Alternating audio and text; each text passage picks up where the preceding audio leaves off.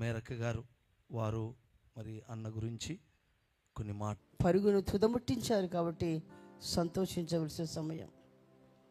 పరుగును తుదముట్టించిన వారికి, పందెములో గెలుపొందిన వారికి బహుమతి ఇవ్వబడుతుంది. అలాగే కర్ణాక బ్రదర్కి ఇప్పుడు అక్కడ బహుమతులు ఇవ్వబడుతున్నాయి.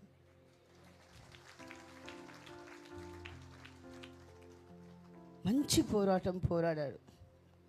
తనకు అప్పగించిన సేవ విషయంలో ఎంతో బాధ్యత కలిగి రాత్రింపగలు ప్రయాసపడ్డాడు. అలుపు లేకుండా తిరిగాడు. అక్కడ ఎంత బిజీగా ఉన్నా కూడా ఇక్కడ ఏదైనా పనిబడి రమ్మని పిలిస్తే రాను, నాకు బిజీగా ఉందని చెప్పలేదు. ఎప్పుడు వెంటనే వస్తా అని చెప్పేసి వచ్చి ఇక్కడ పరిచర్యను కూడా కొనసాగించేవాడు. దైవజనులు అజయ్ ఫాస్ట్ గారు చెప్పినట్లుగా ఆనాడు సురేశయ్య గారు చెప్పినట్లు కుడి భుజం అన్నాడు. నిజమే, ఈనాడు కుడి భుజం పడిపోయినట్లయిపోయింది. గ్లోరియస్ మినిస్ట్రీకి కుడి భుజముగా ఉన్న దైవజనుడు దేవుని యుద్ధకు చేర్చబడ్డాడు.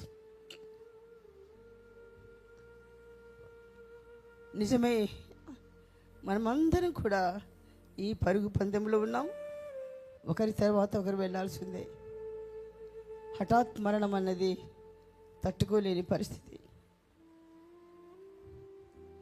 చాలా కష్టం. దేవుడు అక్కను, సుజాత సిస్టర్ను, వారి బిడ్డలను గొప్ప ఆదరణతో నింపాలి.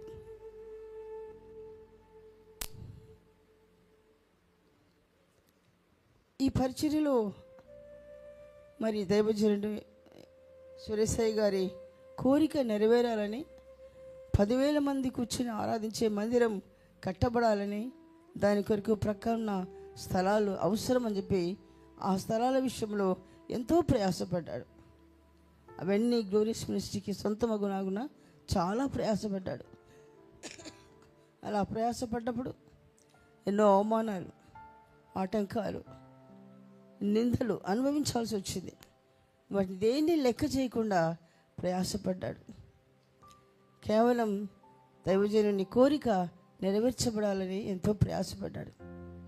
ఇప్పటికి కూడా అప్పుడప్పుడు జ్ఞాపకం చేస్తూ మేము ఎలాగైనా కట్టాలి అనేవాడు. ఆ తర్వాత ఇప్పుడు కరీంనగర్ ప్రాంతంలో చాలా బిజీ, స్థారమైన ఆత్మలను సంపాదించాడు. ఇక్కడ ఎలాగైతే దైవజనుడు సురేశయ్య గారు విశ్వాసుల ప్రేమను సంపాదించుకున్నాడు, అలాగే అక్కడ అందరి ప్రేమను సంపాదించుకోగలిగాడు. అందరినీ ఆదరణకరంగా, ఎంతో ఆశీర్వాదకరంగా ఆ సేవను కొనసాగించాడు. ఇప్పుడు ఆ స్థలంలో ఎవరు అనేది చాలా సమస్యగా మారిపోయింది. ఇది దేవుని సేవ కాబట్టి కొనసాగించేవాడు దేవుడే.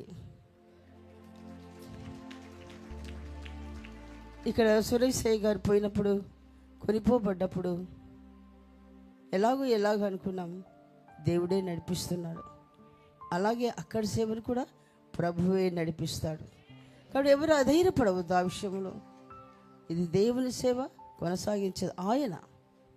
దేవునికి స్తోత్రములు. అందరు దైవ సేవకులు ఎందరో సాక్ష్యం చెప్పారు. ఇక సాక్ష్యం వేరే చెప్పేది ఏం లేదు. కానీ ఈ కార్యక్రమాలన్నీ క్రమంగా జరగాలి. మీటింగ్స్ మరి ముందున్నాయి 9, 10, 11. ఆ మీటింగ్స్ ఆగిపోకుండా కొనసాగాలి. దాని నిమిత్తం అందరు ప్రార్థన చేయండి. ఎందుకంటే నియమింపబడిన అవి ఆగకూడదు. ఎంతో నేను కూడా ఎందుకు బ్రదర్ ఇప్పుడు వద్దులే అన్నాను. లేదక్క పెట్టాల్సిందే అన్నాడు.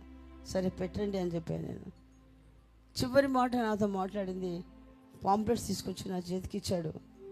అప్పుడు నేను ఆ పాంప్లెట్స్ చూసి నా పేరు ఎందుకు బ్రదర్ వేశారన్నాను. లేదక్క మీరు బాగా అవుతారు, మీరు వస్తారు అని చెప్పేసి నవ్వుకుంటూ వెళ్ళిపోయాడు. ఈనాడు పోవలసి వస్తుంది అక్కడికి. అక్కడ సంఘం కూడా ఎంతో ప్రార్థన చేస్తున్నారు. కాబట్టి ముఖ్యంగా కరీంనగర్ విశ్వాసం ఎవరు అధైర్యపడకండి. సేవ అన్ని విధములుగా కొనసాగుతుంది. ఈ మీటింగ్స్ కూడా జయప్రదంగా ప్రభు నడిపిస్తాడు. పైన కర్ణాకర్ గారి ఆత్మ ఈ మీటింగ్స్ చూసి ఆనందిస్తాడు. రేపు నా పని ఆగిపోలేదు, కొనసాగుతుందని చెప్పేసి. హల్లెలూయా, హల్లెలూయా, హల్లెలూయా. దేవుడు అన్ని విధములుగా మరలా ఆ సేవను ఆశీర్వాదకరంగా, మహిమకరంగా అలాగే కొనసాగిస్తూ దేవుడు నడిపిస్తాలి. మనం ముఖ్యంగా ప్రియ కుటుంబాన్ని అన్ని విధములుగా ఆదరించాలి. ఇప్పుడు కుమార్తె శైని వస్తుంది, మార్గంలో ఉంది. ఆ బిడ్డను దేవుడు ధైర్యపరిచి ఆదరించాలి. కుటుంబము గతంలో మరి దైవ సేవకుడు ఒంటరిగా నిజమే పోరాడినాడు సేవలో. కుటుంబం దూరంగా ఉంది. అయితే కుటుంబం కూడా ఇక మీదట ఈ సేవలో ఇన్వాల్వ్ కావాలని నేను కోరుకుంటున్నాను. దేవుని నామమునకు మహిమ కలుగును గాక. అందరూ క్రమంగా ఈ పరిచర్యలో పాల్పొందుతూ ఈ కార్యక్రమాలని దేవుడు ఆశీర్వాదకంగా జరిగించి ప్రభువు మహిమ పొందును గాక. Amen. Praise the Lord. Hallelujah.